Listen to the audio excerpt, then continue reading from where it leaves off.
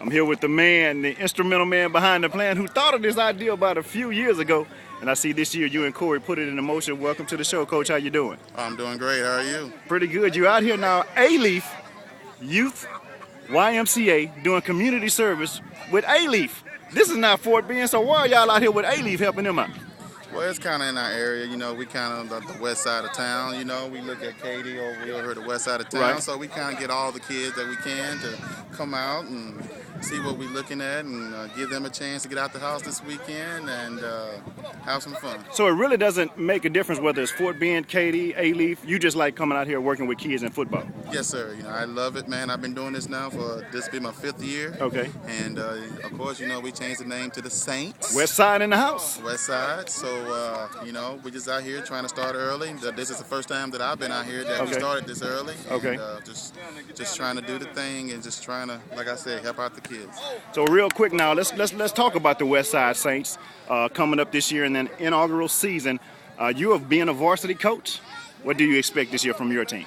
I expect nothing else for the Super Bowl on all 4 levels. Okay. That's That's a big challenge right there for the team, Coach. Oh yeah, hey, when you're seniors, you got to go all to the top. Dreams got to be high. If Well, you ain't dreaming high, you know.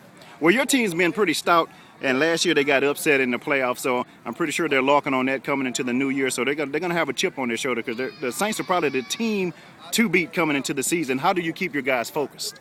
Oh man, just staying in touch with them like we're doing right now. Making sure keeping the grades. Okay. Making sure their attitudes and everything are set. All right. And keeping them in shape. I think that right there is the first step of getting us to our goal. You said something about attitude. Is attitude important in football? Oh yeah, very much so. Why is that? Very so. Because without attitude, you can't get the attention. You Okay. can't get their. I look at attitude as in the home also. Okay. You know, attitude of the home, things they need to be doing at home, Okay. things they need to be doing in school. So I look at attitudes first. Without the attitude and the will to want to do it, Okay. that makes you go to the other level. Let's talk about grades. Do you preach grades for your students? Already. Okay. Already.com. Okay. All right. That's the Already.com. Okay. We expect the grades to be A, B, C. We don't like to go D's and F's, and if they do, we get on them. And it seems like all the kids, since we've been doing football, all the parents that saying their grades have stepped up by doing this and the discipline and things like that. So Okay. I think as coaches, all our coaches are doing good and making sure that the kids' grades are there. Tell us what you think about the support of the parents in a team organization. Oh, that's very so. We have a little problem with that. I'm Okay. going to tell you that. I Okay. got some parents who work a lot and they do this and that, but there are like coaches are going to get the kids, are doing things to get them out here.